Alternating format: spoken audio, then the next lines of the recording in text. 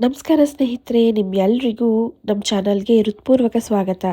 ಇಂದಿನ ಕನ್ನಡ 10 ಒಗಟುಗಳು ಭಾಗ 27ರಲ್ಲಿ ನಿಮ್ಮ ಬುದ್ಧಿಗೆ ಸವಾಲು ಹಾಕುವಂತಹ 10 ಹೊಸ ಮತ್ತು ರೋಚಕ ಕನ್ನಡ ಒಗಟುಗಳನ್ನ ತಂದಿದ್ದೇವೆ. ಉತ್ತರ ಗೊತ್ತಿದ್ರೆ ತಕ್ಷಣನೇ ಕಾಮೆಂಟ್ ಬಾಕ್ಸ್ನಲ್ಲಿ ಉತ್ತರನ ಕಾಮೆಂಟ್ ಮಾಡಿ. ಹಾಗೆ ಉತ್ತರ ಗೊತ್ತಿಲ್ಲ ಅಂತ ಅಂದರೆ ಮೊದಲು ನೀವು ಯೋಚನೆ ಮಾಡಿ ನಂತರ ಸರಿಯಾದ ಉತ್ತರವನ್ನು ನೋಡಿ. ಈ ವಿಡಿಯೋವನ್ನು ಕೊನೆಯವರೆಗೂ ನೋಡಿ ನಿಮಗೆ ಎಷ್ಟು ಒಗಟುಗಳಿಗೆ ಸರಿಯಾದ ಉತ್ತರ ಸಿಕ್ತು ಎಂಬುದನ್ನು ಕಾಮೆಂಟ್ನಲ್ಲಿ ತಿಳಿಸಿ. ಇಂತಹ ಇನ್ನಷ್ಟು ಕನ್ನಡ ಒಗಟುಗಳು, ಗಾದೆಗಳ ಅರ್ಥಗಳು, ಸಾಮಾನ್ಯ ಜ್ಞಾನ ವಿಡಿಯೋಗಳಿಗಾಗಿ ನಮ್ಮ ಚಾನಲನ್ನು ಸಬ್ಸ್ಕ್ರೈಬ್ ಮಾಡಿ, ಬೆಲ್ ಐಕಾನ್ ಒತ್ತೋದನ್ನು ಮರಿಬೇಡಿ. ಹಾಗಾದರೆ ಸಮಯ ವ್ಯರ್ಥ ಮಾಡದೆ ಇಂದಿನ 10 ಒಗಟುಗಳು ಭಾಗ 27 ಆರಂಭಿಸೋಣ.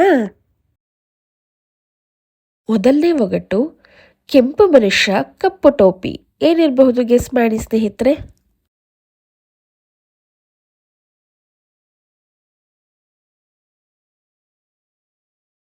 ಉತ್ತರ ಗುಲಗಜ್ಜಿ. ಎರಡನೇ ಒಗಟು, ಆಳುದ್ದ ಮರ, ಮಾರುದ್ದ ಎಲೆ, ಗೇಣುದ್ದ ಕಾಯಿ. ಏನಿರಬಹುದು ಗೆಸ್ ಮಾಡಿ.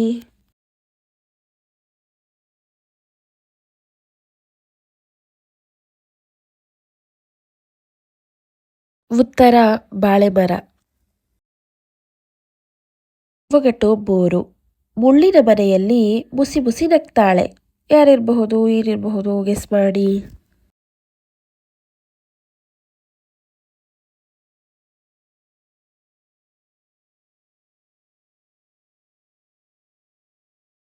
ಉತ್ತರ ಗುಲಾಬಿ. ನಾಲ್ಕನೇ ಒಗಟು, ರಾಯರು ಬಂದರು, ಕೋಟು ಪ್ಯಾಂಟು ಬಿಚ್ಚಿದರು, ಬಾವಿಯೊಳಗೆ ಬಿದ್ದರು. ಏನಿರಬಹುದು.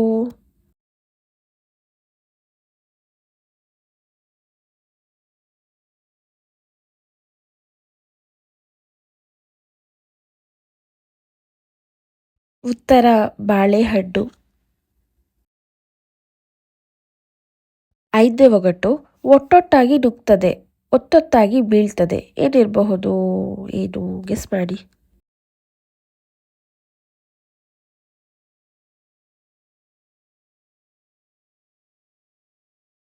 ಉತ್ತರ ಬೀಸುವ ಕಲ್ಲು.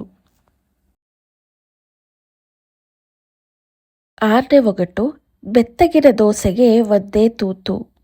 ಏನಿರಬಹುದು ಸ್ನೇಹಿತರೆ, ಗೊತ್ತಿದ್ದಲ್ಲಿ ಕಾಮೆಂಟ್ ಬಾಕ್ಸಲ್ಲಿ ತಿಳಿಸಿ. 10 ಸೆಕೆಂಡ್ಸ್ ಟೈಮ್ ಇರುತ್ತೆ.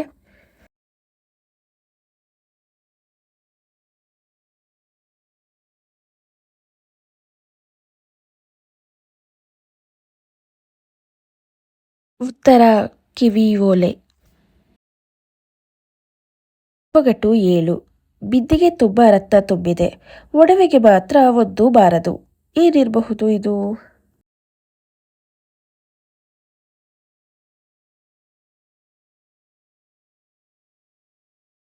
ಉತ್ತರ ದಾಳಿಂಬೆ.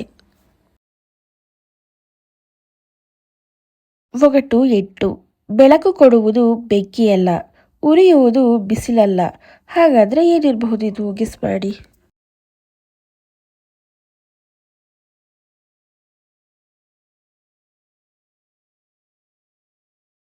ಉತ್ತರ ವಿದ್ಯುತ್ ಶಕ್ತಿ.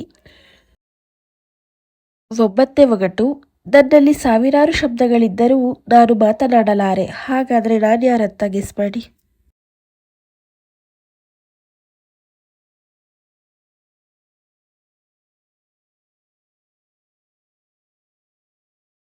ಉತ್ತರ ಪುಸ್ತಕ. 10ನೇ ಒಗಟು, ನನಗೆರಡು ಕೈಗಳಿದ್ದರೂ ಚಪ್ಪಾಳೆ ಹೊಡೆಯಲಾರೆ. ನಾನ್ಯಾರು.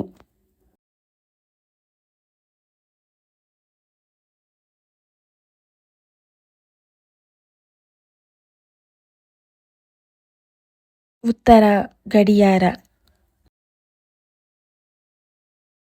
ಸ್ನೇಹಿತರೆ, ಇಂದಿನ ಕನ್ನಡ ಒಗಟುಗಳು ಭಾಗ 27 ಇಲ್ಲಿಗೆ ಮುಕ್ತಾಯವಾಯಿತು. 10 ಒಗಟುಗಳಲ್ಲಿ ನಿಮಗೆ ಎಷ್ಟು ಉತ್ತರಗಳು ಸರಿಯಾಗಿ ಬಂದವು, ನಿಮ್ಮ ಸ್ಕೋರನ್ನು ಕಾಮೆಂಟಲ್ಲಿ ತಿಳಿಸಿ. ಈ ಒಗಟುಗಳು ನಿಮಗೆ ಇಷ್ಟವಾದರೆ ವಿಡಿಯೋಗೆ ಒಂದು ಲೈಕ್ ಮಾಡಿ, ನಿಮ್ಮ ಸ್ನೇಹಿತರು ಹಾಗೂ ಕುಟುಂಬದವರೊಂದಿಗೆ ಹಂಚಿಕೊಳ್ಳಿ. ಇನ್ನಷ್ಟು ಕನ್ನಡ ಒಗಟುಗಳು, ಗಾದೆಗಳ ಅರ್ಥಗಳು ಹಾಗೂ ಸಾಮಾನ್ಯ ಜ್ಞಾನ ವಿಡಿಯೋಗಳಿಗಾಗಿ ನಮ್ಮ ಚಾನಲನ್ನು ಸಬ್ಸ್ಕ್ರೈಬ್ ಮಾಡಿ ಮತ್ತು ಬೆಲ್ ಐಕನ್ ಒತ್ತೋದನ್ನು ಮಾತ್ರ ಮರಿಬೇಡಿ. ಮುಂದಿನ ಭಾಗದಲ್ಲಿ ಇನ್ನಷ್ಟು ಹೊಸ ಹಾಗೂ ಕುತೂಹಲಕಾರಿ ಒಗಟುಗಳೊಂದಿಗೆ ಮತ್ತೆ ಭೇಟಿಯಾಗೋಣ. ಧನ್ಯವಾದಗಳು. ನಮಸ್ಕಾರ.